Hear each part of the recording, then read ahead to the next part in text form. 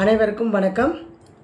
இப்போ பிறவி கர்மாவும் ஜோதிடமும் அப்படிங்கக்கூடிய வகுப்பில் 27 நட்சத்திரங்களுடைய கர்மா என்ன, அதாவது உதாரணத்துக்கு பார்த்திங்க அப்படின்னா ஒரு நட்சத்திரம் இருக்குது அப்படின்னா அந்த நட்சத்திரம் எந்த மாதிரியான கர்மாவை கொண்டு வந்திருக்கு. இப்போ எல்லாருமே இப்போ சிம்மராசி மக நட்சத்திரத்தில் பிறந்த எல்லாருமே ஜெகத்தை ஆள முடியாது இல்லையா. அப்போ அந்த மக நட்சத்திரத்தில் பிறந்தவங்க கேதுவுடைய அந்த சாபம் என்ன, அந்த கர்மா என்ன, ஏன் எல்லாராலையும் ஜெயிக்க முடியல வாழ்க்கையில். நம்ம ஒரு நட்சத்திரத்தில் பிறந்திருக்கோம், ஒரு நட்சத்திரத்தில் பிறந்தவங்க டாப் லெவலில் இருப்பாங்க, ஆனால் நம்மளால் ஏன் ஜெயிக்க முடியல, அப்போ நம்மளுடைய கர்மா எந்த இடத்துல நமக்கு அழுத்துது அப்படிங்கிறத பார்த்து அந்த கர்மாவுக்கான நிவர்த்தி வகுப்பு தான் இந்த வகுப்பு. இந்த வகுப்பில் பார்த்திங்கன்னா ஜோதிடம் தெரியாதவர்கள் கூட இந்த வகுப்பில் கலந்துக்கலாம். உங்களுடைய கர்மாவை நீங்களே நிவர்த்தி செஞ்சு உங்களோட வாழ்க்கையில் ஜெயிக்கக்கூடிய ஒரு அற்புதமான வகுப்பு தான் இந்த வகுப்பு.